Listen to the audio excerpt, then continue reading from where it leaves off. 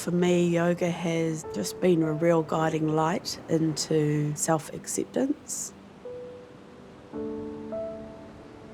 into finding joyful movement in my body no matter what's happening. So I was born with severe talipes, which is commonly known as club feet. And I'm passionate about yoga and helping other people with disabilities to live more free and at peace in their bodies.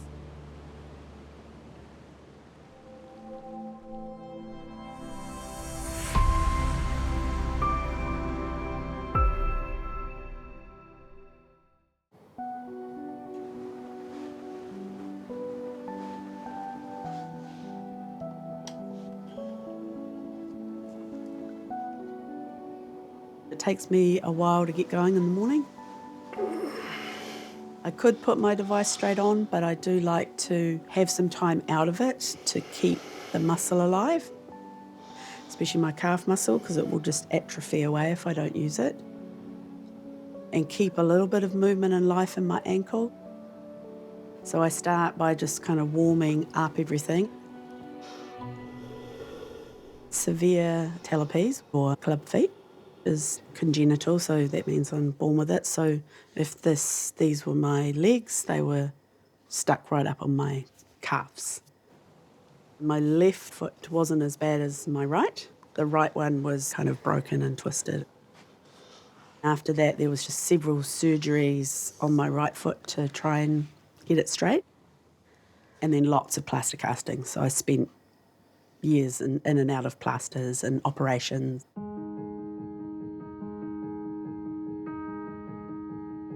Nobody taught us that massage was helpful, but at Clubfoot Clinic, I saw these Polynesian women and they were massaging their baby's legs.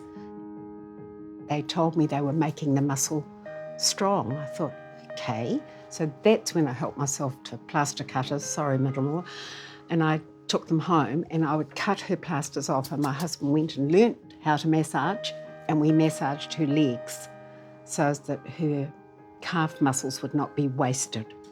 The right leg never fully developed, the left leg did. Both my feet are different sizes.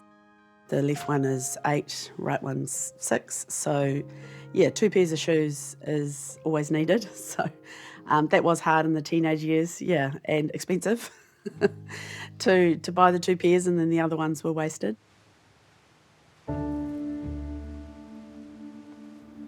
My first ever yoga class was in Nepal when I went on some travels with my sister in the early 90s. It's hard to explain, I just got this feeling, this real buzz. It just was something that resonated with me. The biggest thing that I get from it is the mind practices. My teenage years, early 20s, I was getting on with things, just living with it. That big chunk of time was a pretty good period, I suppose, for my mobility. It wasn't visibly obvious that I had a disability. I guess I was always just really quiet about it, the pain that I'd feel, and then it just progressively got worse slowly over the years.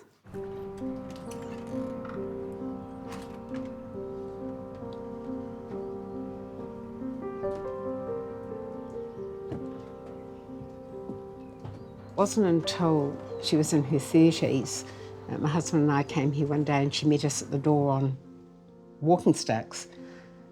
And her dad said to her, "What are you doing?" She said, "Well, Dad, I can't walk without them." We didn't know that it had progressed to the stage it had.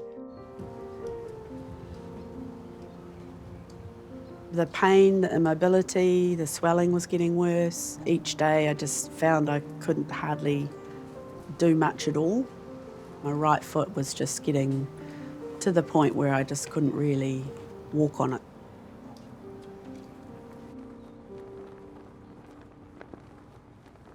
So I went down the road of seeing the orthopaedic surgeon, and they decided they were going to do an arthrodesis, which is a triple fusion surgery.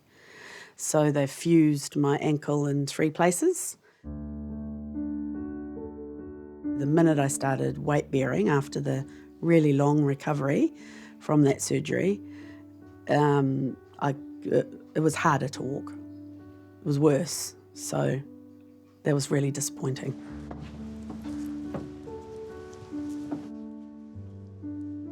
And that's when Jen made this decision that blew us all out of the water. She said, you need to know that this is what I'm going to do, but I can't live like this with this pain.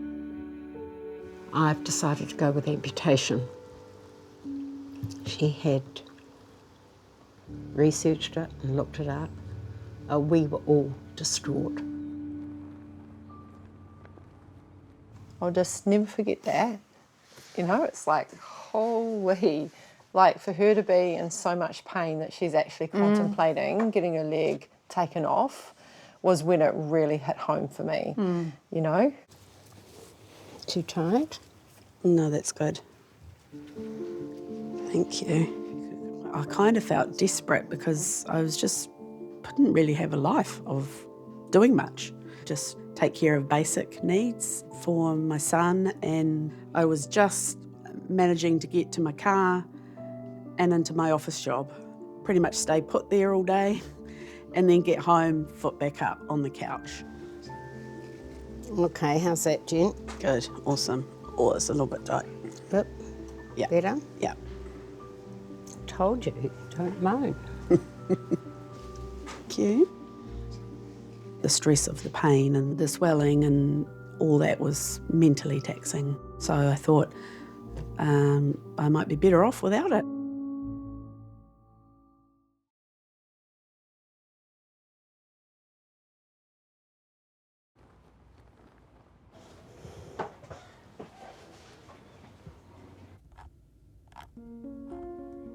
I'm in a clubfoot group online, and a lot of people on there have chosen that path to amputate, and very glad they have.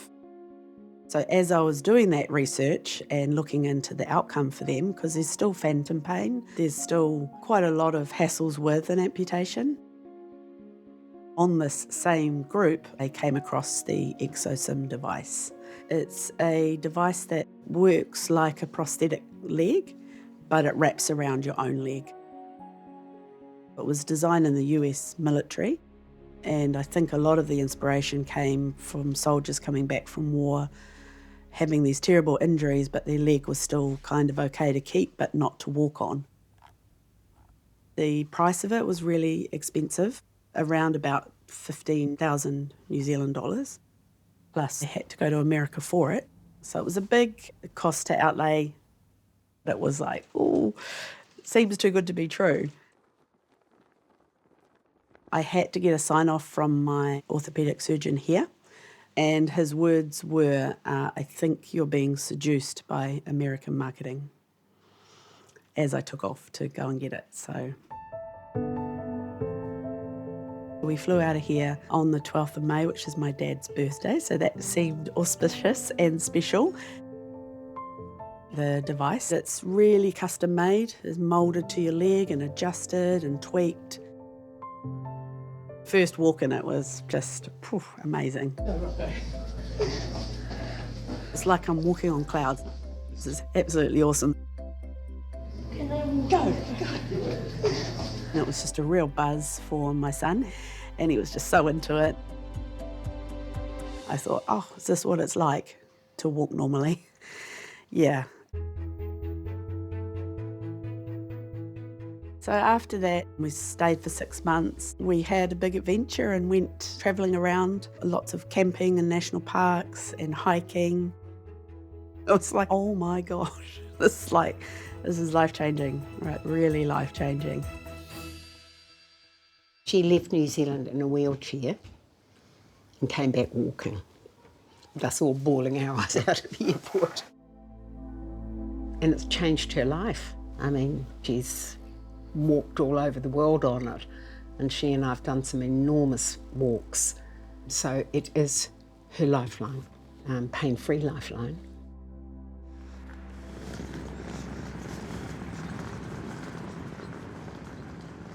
When I came back, I had such a new lease on life, and I was just so inspired to then become a yoga teacher. I thought I'd learnt a lot myself on the journey of adapting for myself. So I decided to then do the training and go for it.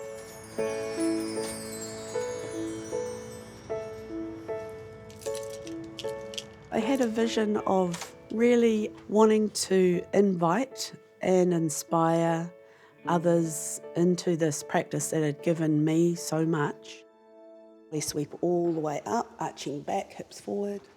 To show them that it was doable, so people that were perhaps less able-bodied or older, people that were maybe bigger-bodied or just not feeling that their body fits for any other reason. Inhaling up. And then down slowly, slowly, slowly. Because we get a lot of that imagery of what yoga is in the Western world, and it really is not a good portrayal of the practice. Take a few steps if you need it, give your leg a helping hand. Really the main thing is just me. You don't see many yoga teachers my body shape and with a disability. So I just thought, well, if I can stand up here, so can they. Nice inhale as you extend out and open. Jennie's quite an introvert, and so to put herself out there in a position where she's like, okay, everyone, look at me. Take a few steps. Was really big for her. So she pushed through that, and she's created this amazing niche, really, of just encouraging anybody, you know, everybody, should I say. Legs up towards your chest, hugging them in. I came up with the term curvylicious because it just feels yummy. If there's some luxurious luggage in the way there, take the knees, the legs wide of your body. I wanted to invite people that felt like they didn't fit because their body was too big. Nice. Bring some loving kindness to these awesome, luscious legs of yours. These days I am so much more at peace with my own body. Went through a good long time where I wasn't. I just was really very mean to myself, mentally in my head. And then you're opening your hips, do that first. I really know that yoga helped me come out of that.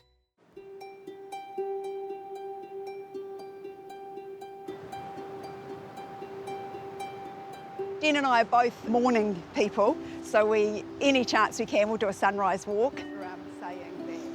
We've been friends since, can't remember, 10, 11 years old, long time, and she's just so supportive. How is your device now, Jen? Well, it's not working as well, like it hurts now. Okay. Just walking, but I'm putting up with it because, of course, I like to get out.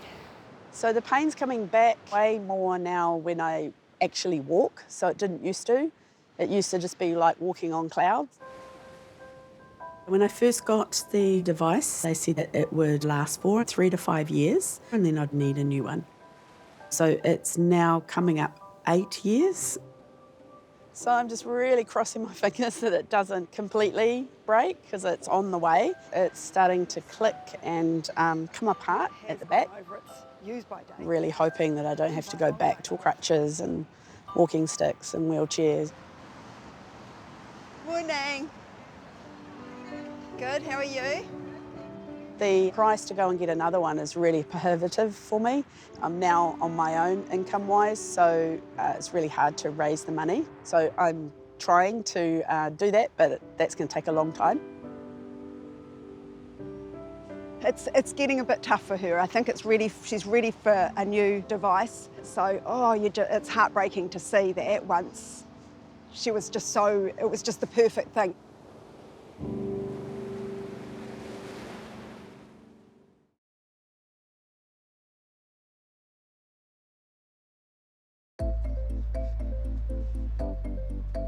There's something that's come up at Auckland University. There might be an option with their new technology of 3D printing, and they might be able to give me something that works. As I understand it, you've got a brace that keeps your foot rigid and in place. So it's like a blade, but my leg's there. So when I first had it, I went hiking in the Himalayas for 3 weeks. That's serious hiking, yeah. Every day, I couldn't believe it was a miracle. Yep. I don't feel I could do that now because it hurts. Okay, yeah. What's changed over the last particularly 5 or 10 years that is going to allow us to help Jennie in really meaningful ways is the technology. So 3D printing technology is advanced to the stage where you can make full-strength, wearable prosthetics that are much more comfortable, much lighter than the old-fashioned way of making them. Right, let's do a little 3D scan of your foot to see if we can get a good 3D model. Okay, so we're scanning now. There we go, we're nearly there. And we've now got a good scan of your foot. So now we can zoom in there and we can have a look at your foot in 3D. Wow. Amazing. I'm excited to see if it's a possibility. But from what I have experienced and learnt over the years, I'm sort of not really too excited about it yet to know that it will work for me. You little uns want some food? Okay, good on you, mate. There you go. So there's 4 of us. So, yeah, I had 2 older siblings and then me, and we were very close in age. And then 3 years later, we had a younger sister born. How was the trip over to the university with your brace? How did that go? It was amazing. Yeah. So I went to Auckland Uni. Yep. And it's called the Design Lab, and it's just a mind-blowing place, and they reckon they might be able to make me something. In New Zealand? Yeah. And how quickly can they do it? Well, he reckons quite quickly, but I really am not sure if it'll work. But I'm keen to give it a go. Right. May as well. What's the cost if it doesn't work? That's exactly what I was just going to ask. Well, not if it doesn't work. There's no financial cost. Oh, there's no cost in the Auckland University? No, so it's a research lab. And as opposed to 20 US? 20,000 New Zealand dollars.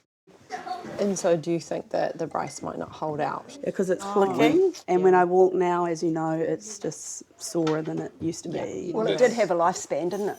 3 to 5 years. Yeah. So I'm actually very grateful that it's lasted this long. Gotcha. Lift the chest to meet the chin, nice long spine. Feel into this sensation.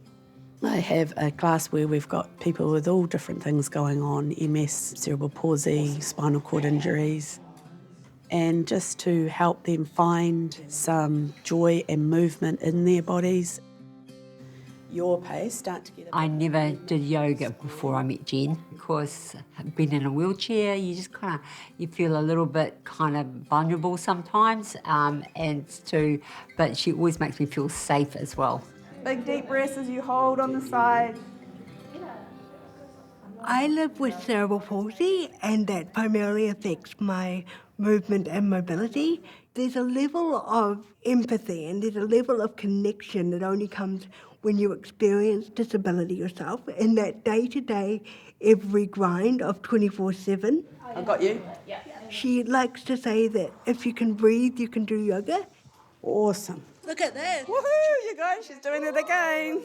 People have a cliche about yoga that you're like standing on your head on the top of a pin and you're twisting yourself into a pretzel. Let's get her back nice and slowly. Confidence I gain is the confidence that my body doesn't have to let me down. It can have challenges, but it can also be pushed, and it can also learn how to do things differently. Well done. Big, deep, strong breaths. One thing I really want the students to take from the adaptive wheelchair class is a sense of belonging, a sense of worthiness, even though they might feel their bodies are broken. And slowly go into your range of motion. You might not go all the way back like this. But still having that connection to their essence, to their energy, to their spirit, and just know that they are a worthy part of society, no matter what.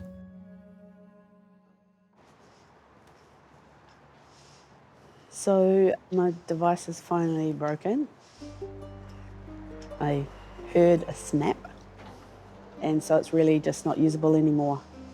It's gone. It's done. I'm now back onto crutches. I knew it was coming, but pretty gutted.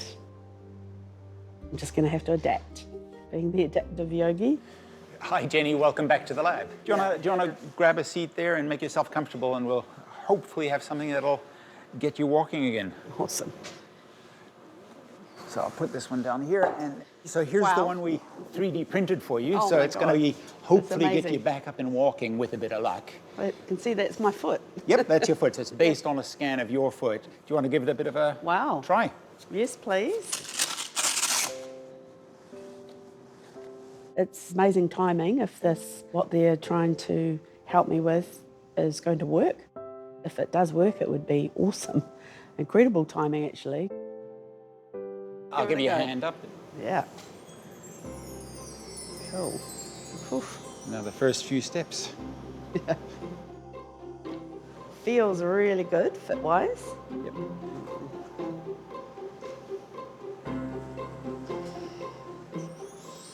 So it's a really awesome start. So what I'm hoping for Jennie is now, with the first iteration we've printed, is for her to wear it a few hours a day. Because while we're digital, it's like virtual clay, and we can sculpt it to remove material or add material to really give her the ultimate level of comfort. It feels very snug. Yep. Like you've scanned my leg. Yeah. So I think if over the next couple of days or weeks, you can mark anything on there that you think is uncomfortable, it's easy to change. We can just shave bits off, add bits on, and then print another one to try and then do a few iterations. Yeah, that's all stuff that's relatively straightforward to do. Brilliant. But what you've done so far is incredible to get that and to get it fitting like a glove. I'm actually quite astounded at how well it fits. Yeah, I was really wrapped with the fit and the feel and support, but then if they can get it to work more enabling mobility, that would be amazing. Yeah, if we keep working and tweaking, it could be amazing. Sometimes when I think about living with disability, it's like, oh, it's just so hard. But in general, I really feel like it's helped build strength and resilience in me, and creativeness, ways to do things differently and find joy in places where you can. Most importantly, I think compassion and empathy for others. A lot of people I work with have got far more going on than I have, and if I can just have a little inkling of empathy and compassion and understanding for them to help them as well is maybe a gift that I can help give to the world.